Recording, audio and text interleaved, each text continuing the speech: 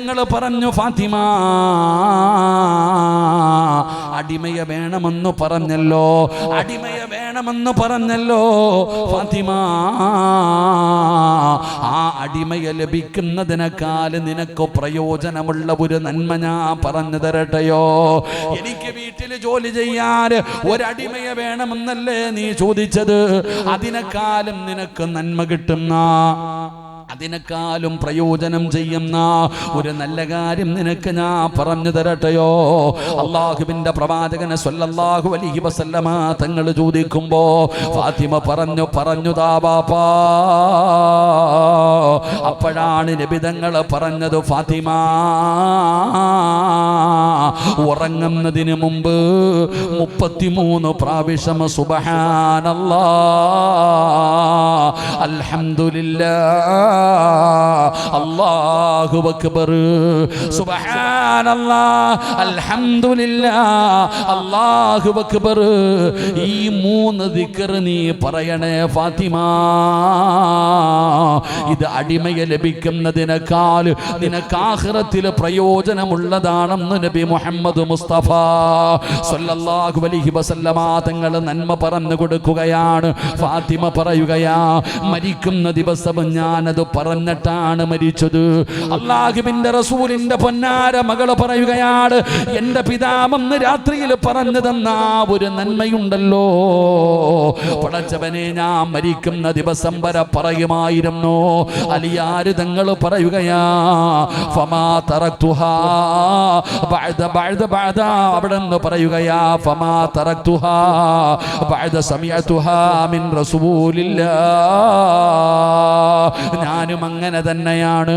അന്ന് രാത്രി നബി തങ്ങൾ പറഞ്ഞു, സുബ്ഹാനല്ലാഹ്, അൽഹംദുലില്ലാഹ്, അല്ലാഹു അക്ബർ, ഈ ദിക്ർ പറയണേ എന്ന് അന്ന് രാത്രിയിൽ എൻ്റെ മുത്തുനബി ഞങ്ങൾക്ക് പറഞ്ഞു തന്നു. അത് മരിക്കുന്ന കാലം വരെ ഞാനും മുടക്കിയിട്ടില്ല. അതുകൊണ്ട് ഈ സദസ്സിലിരിക്കുന്നവരോട് എനിക്ക് പറയാനുള്ളത്, നമുക്കുമൊന്ന് നന്മ ചെയ്യാം, നമുക്കുമൊന്ന് മത്സരിക്കാമടോ. ഞാൻ നിങ്ങൾക്കൊരു നന്മ പറഞ്ഞു തരാ, ചെയ്യാൻ കഴിയുമോ? ചെയ്യാൻ കഴിയുമോ?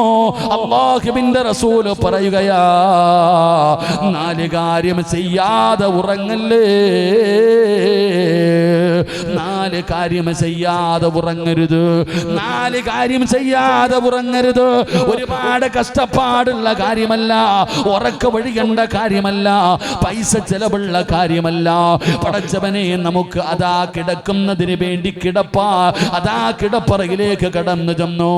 ആ ബെഡിലിരുന്ന് കൊണ്ട് ചെയ്യാൻ പറ്റുന്ന 4 കാര്യം പടച്ചവനെ, എന്റെ പ്രിയപ്പെട്ടവര്, അല്ലാഹുവിന്റെ ഖുർആനാ പറഞ്ഞത്, ഇന്നഹും കാനൂ യുസാരിഊന ഫിൽ ഖൈറാത്ത്. ഒരു നന്മ പറഞ്ഞു കഴിഞ്ഞാൽ, ഒരു നല്ല കാര്യം പറഞ്ഞു കഴിഞ്ഞാൽ ചെയ്യാനുള്ള മനസ്സാണ് വേണ്ടത്. അതുകൊണ്ട് ഞാൻ നിങ്ങളോട് പറയുകയാണ്, മരിക്കുന്ന കാലം വരെ ചെയ്യാൻ ഞാൻ പറയുന്നില്ല, എല്ലാ ദിവസവും ചെയ്യാൻ പറയുന്നില്ല.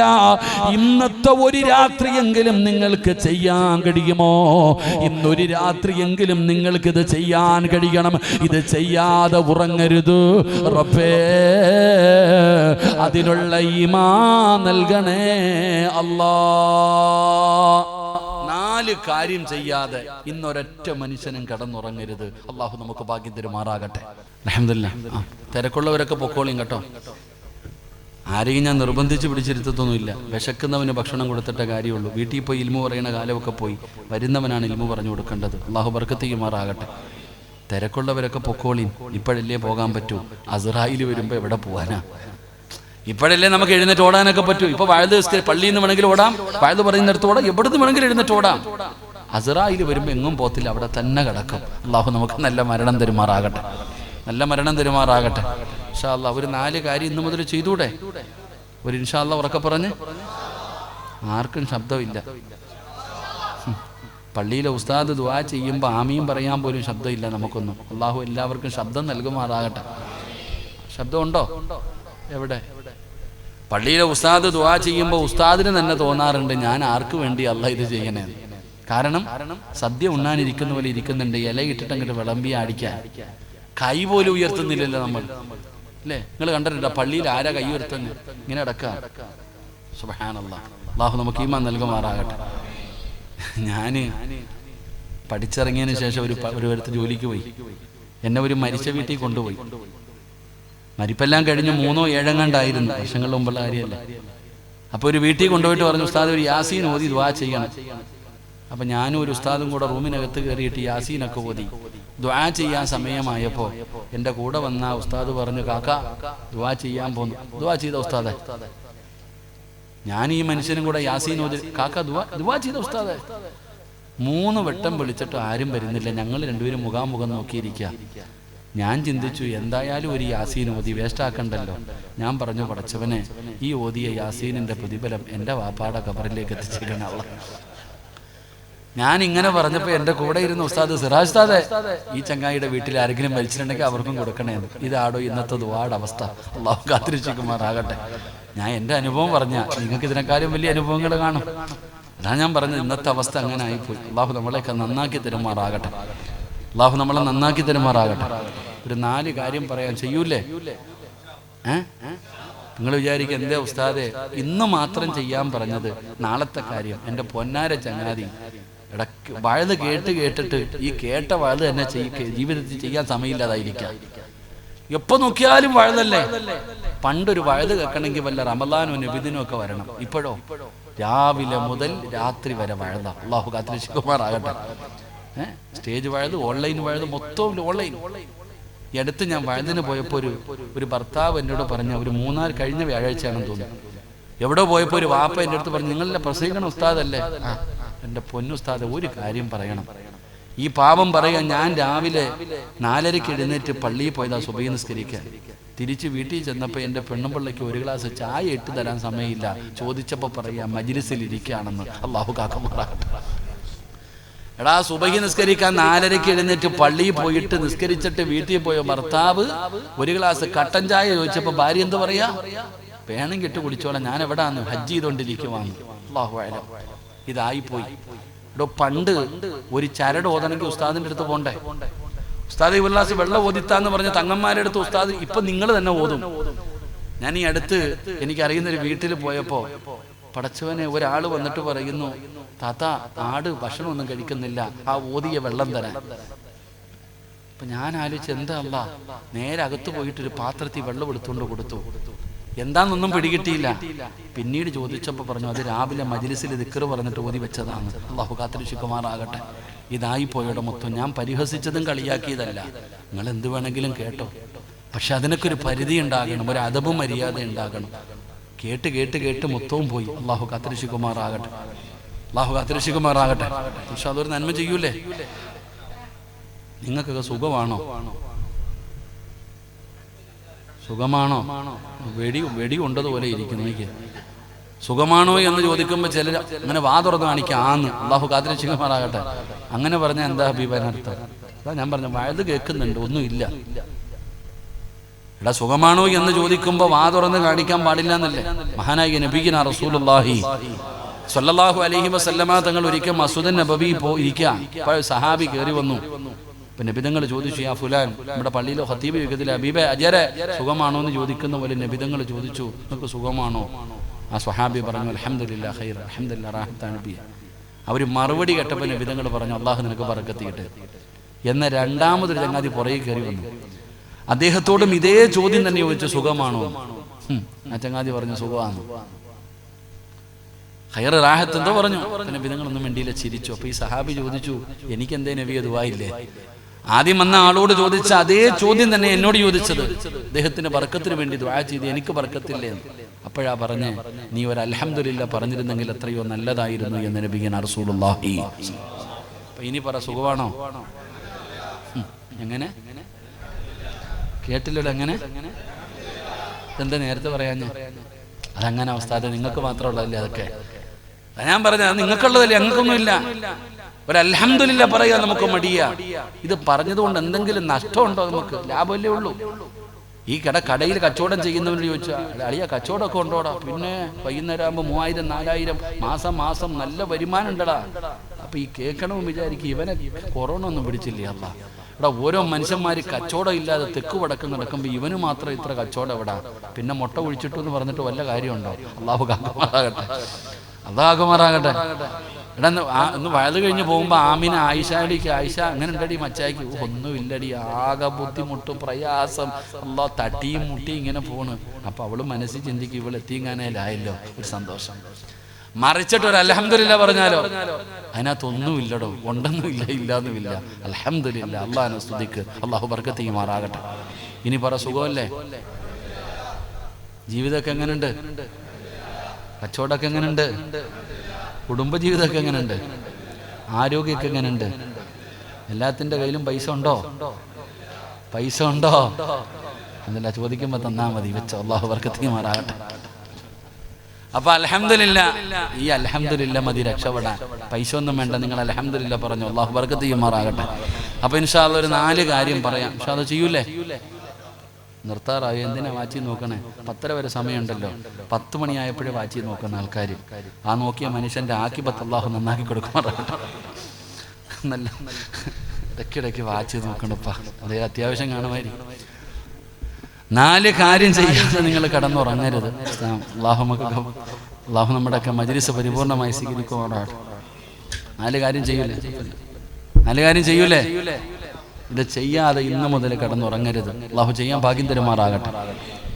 ഇൻഷാ അല്ലാഹ് ചെയ്യൂലേ? കൈപൊക്കിക്കേ, ചെയ്യാന്നുള്ളവരൊക്കെ. ഇതാ ബാക്ക് സൈഡിലൊന്നും പൊങ്ങണില്ലടോ. ആ ശരി, അള്ളാഹു ബർക്കത്ത് ചെയ്യുമാറാകട്ടെ. 1, കിടന്നുറങ്ങുന്നതിന് മുമ്പ് ഒരു ഖത്ത ഓതിയട്ടെ. ഈ കൈവക്കിയവർ മുഴുവൻ ഇന്ന് ഉറങ്ങാവൂ. അള്ളാഹു ഈമാൻ നൽകുമാറാകട്ടെ, അള്ളാഹു ഈമാൻ നൽകുമാറാകട്ടെ. എന്തോതണം? ഒരു ഖത്ത ഓതണം ഇൻഷാ അല്ലാഹ്. നിങ്ങളെന്താ ഭയന്ന് പോയോ? ഇൻഷാ അല്ലാഹ്. ആയിഷ ബീബി അങ്ങനെ തന്നെ ഇരുന്നിട്ടുണ്ടാകും. ആയിഷ ബീബിയോടാണ് നബിതങ്ങൾ ഇത് പറയുന്നത്. അപ്പൊ ആയിഷ ബീബി ഇതുപോലെ തന്നെ ഇരുന്നിട്ടുണ്ടാകും. അപ്പൊ നബിതങ്ങൾ പറഞ്ഞു, ഖത്തം ഓതുക എന്ന് പറഞ്ഞാൽ നബിതങ്ങൾ പറഞ്ഞു, ഖുൽ ഹുവല്ലാഹു അഹദ്, ഖുൽ അഊദു ബിറബ്ബിൽ ഫലക്, ഖുൽ അഊദു ബിറബ്ബിൻ നാസ്. ഈ 3 സൂറത്ത് ഉറങ്ങുന്നതിന് മുമ്പ് നീ പാരായണം ചെയ്യ്, നിനക്ക് ഖത്തം ഓതിയ ഒരു കൂലി കിട്ടുമെന്ന് നബിയനാ റസൂലുള്ളാഹി. ഏത് 3 സൂറത്ത്? ഇഖ്ലാസ്, ഫലക്, നാസ്. ഇത് ഓതിയ ഒരു ഖത്തം ഓതിയ കൂലി കിട്ടും. അള്ളാഹു നമുക്ക് നൽകുമാറാകട്ടെ. ഇൻഷാ അല്ലാഹ്. ഇനി ഓതിക്കൂടെ? മരിച്ച വാപ്പ മരിച്ച അതിന് ഖത്തം തന്നെ ഓതണം. ഇത് 3 ഓതണ്ട. ബുദ്ധിയുള്ളവർ എന്നാ പിന്നെ അങ്ങനല്ല, അത് വേറെ, ഇത് രാത്രിയാണ്. 2, കിടന്നുറങ്ങുന്നതിന് മുമ്പ് എല്ലാവരോടും പൊരുത്തം ചോദിച്ചിട്ടേ ഉറങ്ങാൻ പാടുള്ളൂ. അള്ളാഹു നമുക്ക് ഈമാൻ നൽകുമാറാകട്ടെ. എന്ത് ചോദിക്കണം? എന്ത് ചോദിക്കണം? കൂടെ കിടക്കുന്ന പെണ്ണും പിള്ള എടുത്തെങ്കിലും ചോദിക്കാറുണ്ടോ? ഇല്ല. കൂടെ കിടക്കുന്ന ആമിന, നേരം വെളുത്തത് മുതൽ വൈകുന്നേരം വരെ ഇവിടെ യന്ത്രം പോലെ കടന്ന് ഓടിയപ്പോ പലതും ഞാൻ പറഞ്ഞിട്ടുണ്ട്, പൊരുത്തപ്പെട്ടേക്കണേ എന്ന് നമ്മുടെ ഭാര്യയെടുത്ത് പോലും നമ്മൾ ചോദിക്കാറില്ല. പിന്നെ നാട്ടുകാരോട്. എൻ്റെ പ്രിയപ്പെട്ട സഹോദരങ്ങളെ, എല്ലാവരോടും പൊരുത്തം ചോദിക്കണം. എല്ലാവരുടെ പൊരുത്തം കിട്ടാനുള്ള വഴിയെന്താ? ദുആ ചെയ്യണം. കിടന്നുറങ്ങുന്നതിന് മുമ്പ് ദുആ ചെയ്യണം, എല്ലാവർക്കും വേണ്ടി. ദുആ നമ്മളൊക്കെ എപ്പോഴും കേൾക്കുന്ന ഒരു ദുആയാ. اللهم اغفر للمؤمنين والمؤمنات والمسلمين والمسلمات والأحياء منهم والأموات. ജുമയുടെ 2ാമത്തെ ഖുതുബയിൽ ഉസ്താദ് ഓതുന്ന ദുആയാണ്. ഇതറിയുന്നവർ ഇത് തന്നെ പറയടോ. ഇത് അറിയുന്നവർ ഇത് തന്നെ പറ. ഇത് അറിയില്ലേ? അല്ലാഹുവേ, ലോകത്തുള്ള എല്ലാവർക്കും നീ പുറത്തു കൊടുക്കണേ അല്ലാ. എല്ലാവരോടും നീ കരുണ കാണിക്കണേ അല്ലാ. ലോകത്തുള്ള എല്ലാവർക്കും വേണ്ടി നീ ദുആ ചെയ്യ്, അവരുടെ പൊരുത്തം നിനക്ക് കിട്ടും. അല്ലാഹുമ്മ ഗ്ഫിർ ലിൽ മുഅ്മിനീന വൽ മുഅ്മിനാത്ത് വൽ മുസ്ലിമീന വൽ മുസ്ലിമാത്ത് വൽ അഹ്യാഇ മിൻഹും വൽ അമ്മാത്ത് ഇന്നക മുജീബുദ് ദഅവാതി യാ ഖാദിയൽ ഹാജാത്ത്. ഈ ദുആ ചെയ്യാൻ കഴിയുമോ സഹോദരാ? നിനക്കതിന്റെ വിലയറിയില്ല, നിനക്ക് ആ ദുആഇന്റെ വിലയറിയില്ല.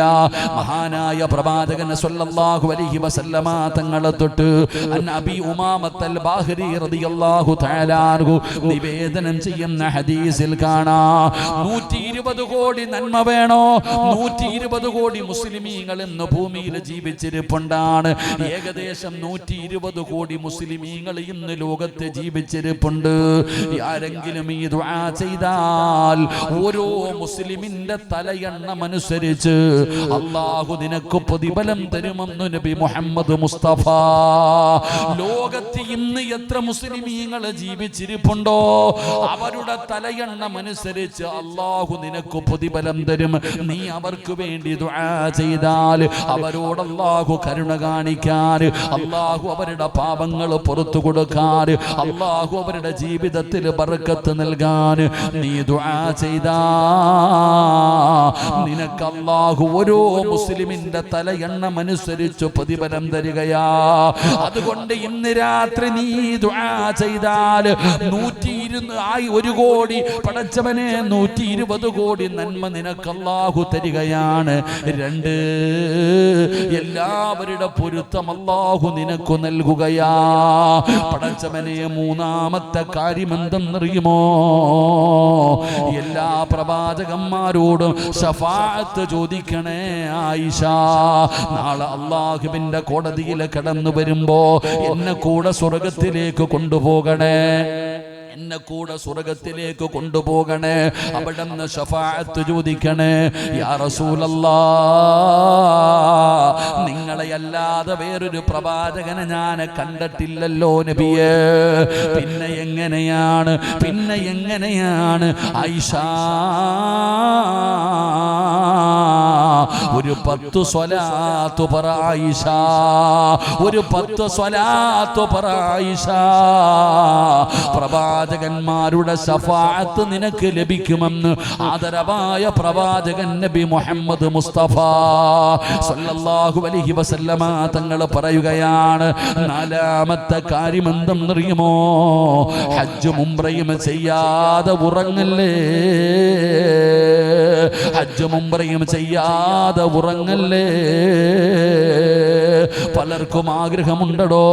ഹജ്ജിന് പോകാൻ കൊതിക്കുന്നവരുണ്ടല്ലോ, ഉംറയ്ക്ക് പോകാൻ കൊതിക്കുന്നവരുണ്ടല്ലോ. അല്ലാഹുവേ, മരിക്കുന്നതിന് മുമ്പ് നീ ഞങ്ങളെ അവിടെ എത്തിക്കണേ അല്ലാ. മരിക്കുന്നതിന് മുമ്പ് ഹജ്ജും ഉംറയും ചെയ്യാനുള്ള ഭാഗ്യം തരണേ അല്ലാ.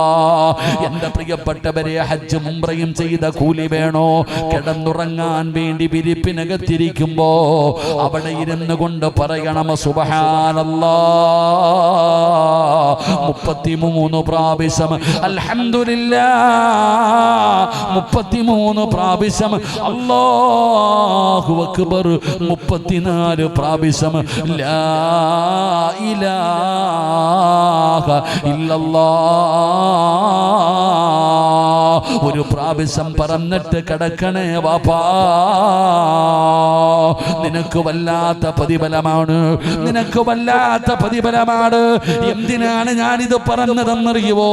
അല്ലാഹുവിന്റെ റസൂൽ തന്റെ കരളിന്റെ കഷ്ടമായ പൊന്നാര മകളോട് പറഞ്ഞു കൊടുക്കുകയാ.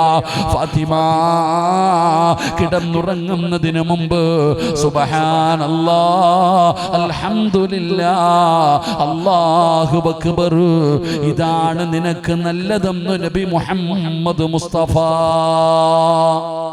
സല്ലല്ലാഹു അലൈഹി വസല്ലം. അല്ലാഹു നമുക്ക് പറയാൻ ഭാഗ്യം തരുമാറാകട്ടെ. ഇൻഷാ അല്ലാഹ് ഈ 4 കാര്യം ഇന്ന് ചെയ്തൂടെ? ഉറക്കൊരു ഇൻഷാ അല്ലാഹ്. അല്ലാഹ് ഈ ഇൻഷാ അല്ലാഹ് പറയുന്ന ശബ്ദത്തിൽ മരിക്കുന്ന സമയത്ത് ഷഹാദത്ത് കലിമ ഉറക്ക പറഞ്ഞു മരിക്കാൻ നീ ഭാഗ്യം കൊടുക്കണേ അല്ലാഹ്, നീ ഭാഗ്യം കൊടുക്കണേ അല്ലാഹ്. ഇൻഷാ അല്ലാഹ് ചെയ്തൂടെ? ഇൻഷാ അല്ലാഹ് അല്ലാഹു നമുക്ക് ഭാഗ്യം നൽകുമാറാകട്ടെ. എൻ്റെ പ്രിയപ്പെട്ട സഹോദരങ്ങളെ, ഒരു നന്മ പറഞ്ഞ ആ നന്മ ചെയ്യാനുള്ള ഒരു മനസ്സുണ്ടാകണം. അല്ലാഹു നമുക്ക് നൽകുമാറാകട്ടെ. അൽഹംദുലില്ലാഹ്, ഈ പാവപ്പെട്ട ഉസ്താദ്, അവരുടെ കൂടെ ഒരുപാട് സഹോദരങ്ങൾ, അൽഹംദുലില്ലാഹ്, ഈ കാണുന്ന ഇതല്ലേ ആ റൂം, ഇതിനകത്താണ് ഒരുപാട് രോഗികൾ. ഇവരുടെയൊക്കെ വീഡിയോ നമ്മൾ കണ്ടടോ. വളരെ പ്രയാസത്തിൽ, കാലില്ലാത്തവർ, ക്യാൻസർ ഉള്ളവർ, മാരകമായ രോഗങ്ങൾ, ആരാരും തിരിഞ്ഞു നോക്കാനില്ലാതെ. ജൗഹരി എന്നോട് പറഞ്ഞു, ഇന്നലെയും ആലപ്പുഴയിൽ നിന്നൊരു അച്ഛനും അമ്മയും രണ്ടുപേരെയാ കൊണ്ടിവിടെ വന്നിരിക്കുന്നത്. ഇവിടെ മതങ്ങളോ ജാതികളോ ഒന്നുമില്ല, മനുഷ്യൻ, എല്ലാവരും മനുഷ്യൻ. എൻ്റെ പ്രിയപ്പെട്ടവരെ, അവർ കഴിയുകയാണ്. അവർക്ക് വേണ്ടി നമുക്ക് എന്ത് ചെയ്തു കൊടുക്കാൻ കഴിയുമോ? അസ്വദഖത്തു റദ്ദുൽ ബലാ, സദഖ വിപത്തുകളെ തട്ടിമാറ്റുമെന്ന് ആദരവായ പ്രവാചകൻ നബി മുഹമ്മദ് മുസ്തഫ സല്ലല്ലാഹു അലൈഹി വസല്ലമ തങ്ങൾ പറയുന്നു. ബക്കറ്റ് നിങ്ങളുടെ മുമ്പിലേക്ക് വരികയാ. ഉറക്കം നടിക്കരുത്, കണ്ടില്ലെന്ന് നടിക്കരുത്. അള്ളാഹു നിനക്ക് തന്നതിൽ നിന്നൊരൽപ്പം നീ എടുത്തിട്. അള്ളാഹ്ക്ക് വേണ്ട നിന്റെ പൈസ. ഒരാളുടെയും 5 നയാ പൈസ അള്ളാഹിന് വേണ്ട. നീ കൊടുത്ത നിനക്ക്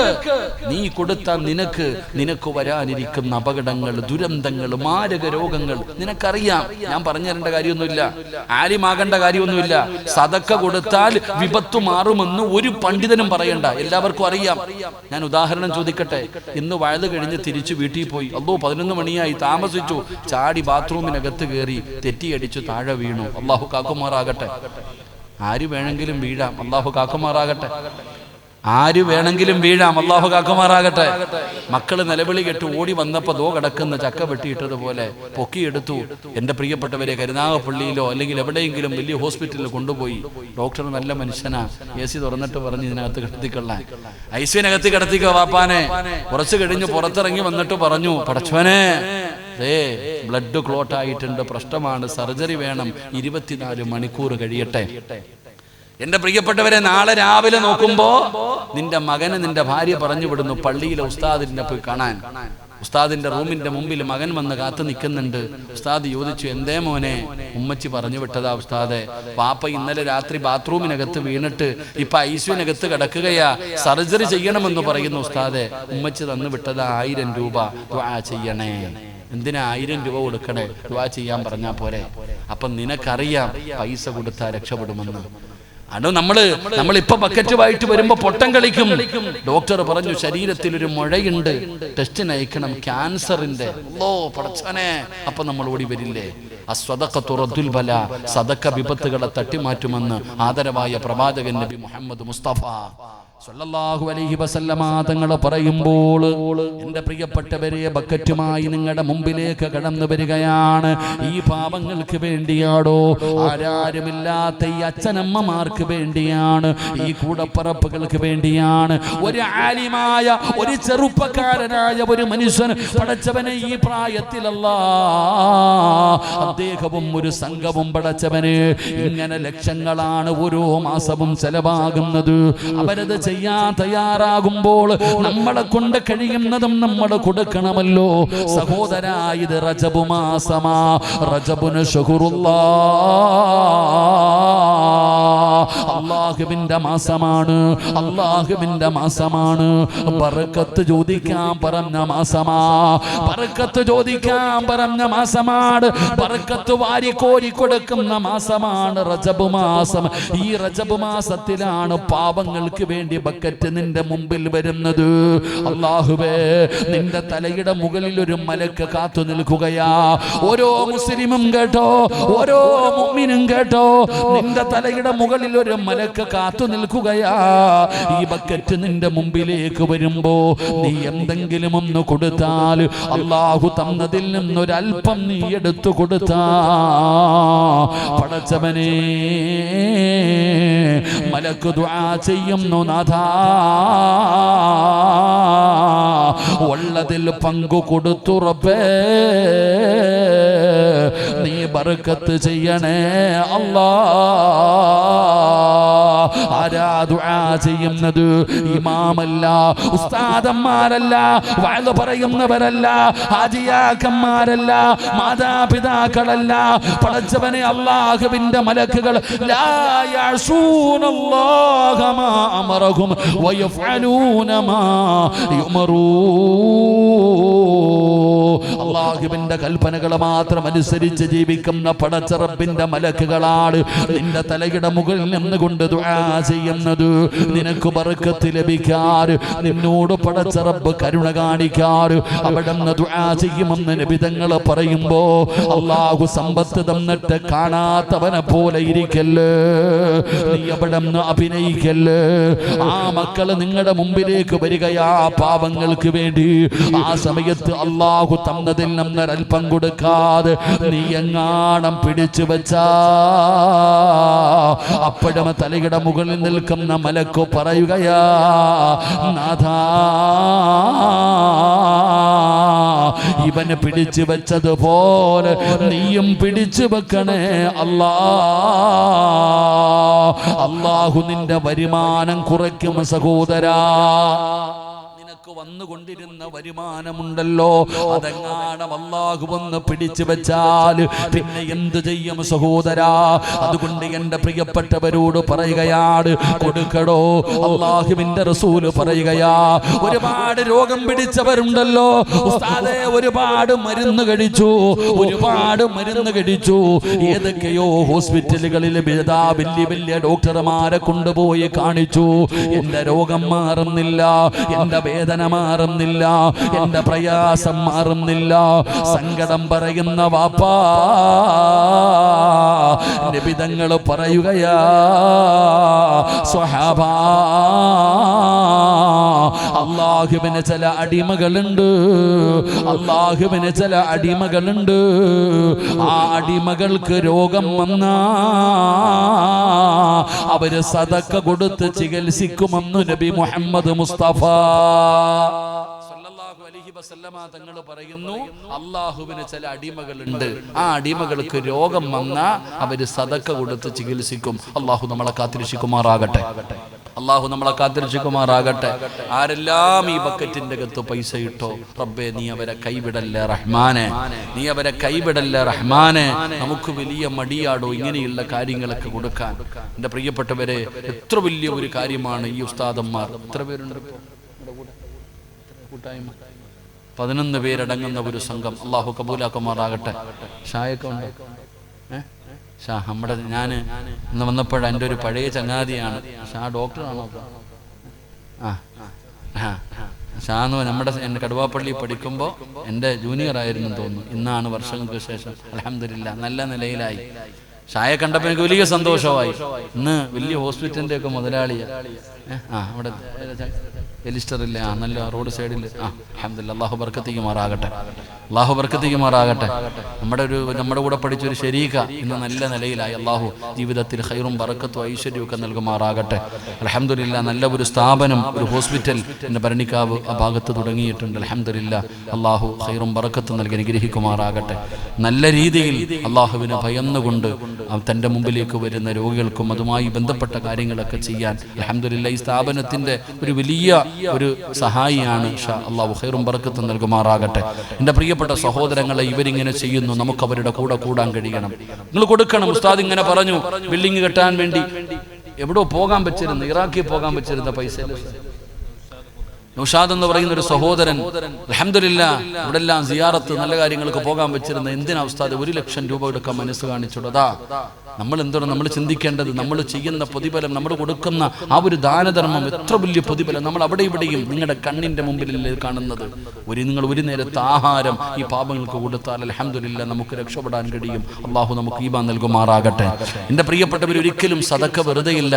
ഈ ബക്കറ്റ് നിങ്ങളുടെ മുമ്പിൽ വന്നപ്പോൾ നിങ്ങൾ കൊടുത്തല്ലോ. ഞാൻ എൻ്റെ ചെറുപ്പക്കാരോട് പറയുന്നു, മക്കളെ, എടാ നിങ്ങൾക്കൊരു നല്ല ഇണയെ വേണോ? നിങ്ങൾക്കൊരു നല്ല ഇണയെ വേണോ? ഒരു സ്വാലിഹത്തായ ഭാര്യ നിനക്ക് ലഭിക്കണോ? നീ പഠിക്കേണ്ടത് 50 ലക്ഷവും 50 പവനും കാറുമല്ലടാ. അത് ഇവിടെ നിന്ന് വേണമെങ്കിലും കിട്ടും ചങ്ങാതി. എന്നാൽ ഒരു സ്വാലിഹത്തായ ഭാര്യ, അല്ലാഹുവിന് ഭയമുള്ള ഒരു പെണ്ണിനെ നിനക്ക് വേണോ? എൻ്റെ പൊന്നാര സഹോദര, നീ സദക്ക കൊടുക്ക്. എടാ നിനക്കൊരു നല്ല ജോലി വേണോ? നിങ്ങൾക്കൊരു നല്ല ജോലി വേണോ? അൽഹംദുലില്ലാ നിങ്ങൾ സദക്ക കൊടുക്ക്. നിങ്ങളുടെ കച്ചവടത്തിൽ അഭിവൃദ്ധി വേണോ? നിങ്ങൾ സദക്ക കൊടുക്ക്. നഷ്ടമാകില്ല. അല്ലാഹു നമുക്ക് ഈമാൻ നൽകുമാറാകട്ടെ. അല്ലാഹു ഈമാൻ നൽകുമാറാകട്ടെ. സദക്ക കൊടുത്താൽ നല്ല ഭാര്യയെ കിട്ടുവോ? കിട്ടുവോ? കിട്ടും ചങ്ങാതി. നിങ്ങൾ കൊടുത്താൽ നിങ്ങൾക്ക് അല്ലാഹു നല്ല ഭാര്യയെ തരും. എന്റെ പ്രിയപ്പെട്ടവരെ, ഞാൻ വെറുതെ പറഞ്ഞതല്ല. സദക്ക കൊടുത്താൽ അല്ലാഹു സ്വാലിഹത്തായ ഭാര്യയെ തന്നതിന് തെളിവ് വേണോ? മക്കളെ, ജോലി വേണോ? ചെറുപ്പക്കാരാ, ഒരു ദിവസം ഇവിടെ വന്നിട്ട് ഈ പാവപ്പെട്ടവരുടെ കൂടെ ഒരു നേരത്തെ ആഹാരം കഴിക്കാൻ നീ ഭക്ഷണം വാങ്ങിച്ചു കൊടുത്തിട്ട് കൂടെ ഇരുന്ന് കഴിക്കുമോനെ, നിനക്ക് അല്ലാഹു നിന്റെ ജീവിതത്തിൽ നിനക്ക് നല്ല ബർക്കത്ത് തരികയാണ്. ഞാൻ വെറുതെ പറഞ്ഞതല്ല, ഞാൻ വെറുതെ പറഞ്ഞതല്ല. അല്ലാഹുവിന്റെ പ്രവാചകൻ മഹാനായ കലീമുല്ലാഹി മൂസാ നബി അലൈഹിസ്സലാം ഈ 11 പേരോടും എനിക്ക് പറഞ്ഞു തരാറുള്ളത്, ഈ ഉമ്മമാരെ, ഈ ഉപ്പമാരെ, ഈ കൂടപ്പിറപ്പുകളെ പൊന്നുപോലെ നോക്കുന്ന എന്റെ പ്രിയപ്പെട്ടവര്, അല്ലാഹു നിങ്ങൾക്ക് ദുനിയാവിൽ തരുന്ന പ്രതിഫലമാണ്. അല്ലാഹു ദുനിയാവിൽ തരുന്ന 3 പ്രതിഫലം പറഞ്ഞു തരാ. മഹാനായ കലീമുല്ലാഹി മൂസാ നബി അലൈഹിസ്സലാം, മൂസാ നബിയുടെ ചരിത്രം പഠിച്ചവരാണല്ലോ. പഠിച്ചവനെ അതാ തന്റെ മുന്നിലിട്ടുകൊണ്ട് ബനൂ ഇസ്രായേൽപ്പെട്ട ഒരു പാവപ്പെട്ടവനെ തല്ലുന്നത് കണ്ടപ്പോ മൂസാ നബി അലൈഹിസ്സലാം ഒരു മനുഷ്യനെ ഒരടി കൊടുക്കുകയാണ്. ആ മനുഷ്യൻ വീണു മരിക്കുകയാണ്. പഠിച്ചവനെ, മൂസാ നബിയോട് ഒരാൾ വന്നിട്ട് പറഞ്ഞു, മൂസാ, നീയാണ് കൊന്നതെന്നറിഞ്ഞു കഴിഞ്ഞു. ഫിറഔനിന്റെ അനുയായികൾ നിന്നെ പിടിക്കാൻ വരികയാണ്. രക്ഷപ്പെടണമെങ്കിൽ രക്ഷപ്പെട്ടോ, രക്ഷപ്പെടണമെങ്കിൽ രക്ഷപ്പെട്ടോ. മഹാനായ മൂസാ നബി അലൈഹിസ്സലാം നാട് വിടുകയാണ്. ഇട്ടിരിക്കുന്ന വസ്ത്രത്തോടെ നാട് വിടുകയാണ്. മദിയൻ എന്ന് പറയുന്ന രാജ്യത്തേക്ക് കടന്നു ചെല്ലുമ്പോ ഒരുപാട് കഷ്ടപ്പെട്ട് ത്യാഗം സഹിച്ച് മൂസാ നബി അലൈഹിസ്സലാം അവിടെ നിന്ന് മദിയൻ എന്ന് പറയുന്ന നാട്ടിലേക്ക് കടന്നു ചെല്ലുമ്പോ ഒരു കാഴ്ച കാണുകയാ. ഞാൻ പറഞ്ഞതല്ല, അല്ലാഹ് പറയുകയാ. ഖുർആനിൽ കാണാ. ഇത് ഖുർആൻ പറഞ്ഞ ഒരു ചരിത്രമാണ്. മൂസാ നബി ചെന്ന് നോക്കുമ്പോ ആണുങ്ങളും പെണ്ണുങ്ങളും കൂടെ വെള്ളം കോരാൻ ഇടകലർന്നു നിൽക്കുകയാണ്. അവര് വെള്ളം കോരാൻ വേണ്ടി പടച്ചവനെ തിരക്ക് കൂട്ടുകയാണ്. മൂസാ നബി നോക്കുമ്പോ 2 പെൺകുട്ടികൾ മാത്രം മാറി നിൽക്കുകയാ. 2 പെൺകുട്ടികൾ മാത്രം മാറി നിൽക്കുന്നു. എല്ലാവരും വെള്ളം കോരാൻ വേണ്ടി തിരക്ക് കൂട്ടുന്നു. മൂസാ നബി അലൈഹിസ്സലാം ചോദിച്ചു, നിങ്ങളുടെ വീട്ടിൽ ആണുങ്ങൾ ആരുമില്ലേ? നിങ്ങൾ പോകുന്നില്ലേ? നിങ്ങൾ വെള്ളം കോരുന്നില്ലേ? ആ പെൺകുട്ടികൾ പറയുന്നു, ഞങ്ങൾക്ക് ആണുങ്ങളുടെ ഇടയിൽ കയറാൻ ഞങ്ങൾക്ക് ലജ്ജയാ, അതുകൊണ്ടാണ് ഞങ്ങൾ മാറി നിൽക്കുന്നേ. അപ്പൊ മൂസാ നബി ചോദിച്ചു, നിങ്ങളുടെ വീട്ടിൽ ആണുങ്ങൾ ആരുമില്ലേ? ഞങ്ങൾക്കൊരു വാപ്പയേ ഉള്ളൂ, പ്രായം ചെന്ന മനുഷ്യനാ. മൂസാ നബി അലൈഹിസ്സലാം ചോദിച്ചു, ഞാൻ സഹായിക്കട്ടെ നിങ്ങളെ? കേൾക്കണം, ഇത് ഈ 11 പേർക്കുള്ളതാ. ആ കുട്ടികളോട് ചോദിച്ച്, ഞാൻ നിങ്ങളെ സഹായിക്കട്ടെ? ആ പെൺകുട്ടികൾ പറഞ്ഞു സഹായിക്കാൻ. മൂസാ നബി അലൈഹിസ്സലാം ആ പെൺകുട്ടികൾക്ക് അല്പം വെള്ളം കോരി കൊടുത്തു. ആ കുട്ടികൾ വെള്ളവുമായിട്ട് പോയി. മൂസാ നബി നാട് വിട്ടു വന്നതാ. ഇട്ടിരിക്കുന്ന വസ്ത്രമല്ലാതെ ഒന്നുമില്ല. ആ നാട്ടിൽ ഒരാളെയും അറിയില്ല. ഒരു മരത്തിന്റെ ചുവട്ടിൽ കയറിയിരുന്നിട്ട് പടച്ചവനോട് ദുആ ചെയ്തു, അല്ലാഹുവേ, എനിക്ക് നീയല്ലാതെ ആരുമില്ല, സഹായിക്കണം പടച്ചവനെ. അവിടെ ഇരുന്ന് ഉറങ്ങിപ്പോയി മൂസാ നബി. കുറച്ചു കഴിഞ്ഞപ്പോ ഈ 2 പെൺകുട്ടികൾ വന്നിട്ട് വിളിക്കുന്നു, ചെറുപ്പക്കാരാ, ഞങ്ങളുടെ വാപ്പ വിളിക്കുന്നു നിങ്ങളെ. ഞങ്ങളെ സഹായിച്ചില്ലേ, അതിന് പ്രതിഫലം തരാൻ ഞങ്ങളുടെ വാപ്പ വിളിക്കുന്നു, വാ. മൂസാ നബി അലൈഹിസ്സലാമിനെ ഈ 2 പെൺകുട്ടികൾ വിളിച്ചു വീട്ടിലേക്ക് കൊണ്ടുപോയി. ആ പെൺകുട്ടികൾ വിളിച്ചുകൊണ്ട് വീട്ടിലേക്ക് ചെല്ലുമ്പോൾ ഒരു പ്രായമായ മനുഷ്യനെ കാണുന്നു. ആരാണെന്നറിയുമോ? മഹാനായ സക്കരിയ നബി അലൈഹിസ്സലാം. എന്റെ പ്രിയപ്പെട്ട സഹോദരങ്ങൾ, ശുഐബ് നബി അലൈഹിസ്സലാം, മഹാനായ ശുഐബ് നബി അലൈഹിസ്സലാമിന്റെ മക്കളായിരുന്നു ഈ 2 പെൺകുട്ടികൾ. മൂസാ നബി തന്റെ കഥകളൊക്കെ പറഞ്ഞു കൊടുത്തപ്പോ എന്റെ പ്രിയപ്പെട്ടവരെ, ശുഐബ് നബി അലൈഹിസ്സലാം ചോദിച്ചു, എന്റെ മൂത്ത മകളെ ഞാൻ നിനക്ക് വിവാഹം കഴിച്ചു തരാം. എന്റെ മക്കൾക്ക് വെള്ളം കോരി സഹായിച്ചപ്പോ അള്ളാഹു കൊടുത്ത 1ാമത്തെ പ്രതിഫലം ഒരു സ്വാലിഹത്തായ ഭാര്യ അള്ളാഹു കൊടുത്തു. ശുഐബ് നബി പറഞ്ഞു, എന്റെ മൂത്ത മകളെ ഞാൻ നിനക്ക് വിവാഹം കഴിച്ചു തരാം. ജോലിയില്ലേ? 10-11 വർഷം ജോലിയും കിട്ടി. എന്ത് ചെയ്തപ്പോ? ഇത്തിരി വെള്ളം കോരി കൊടുത്തപ്പോ. അള്ളാഹു ഈമാൻ നൽകുമാറാകട്ടെ.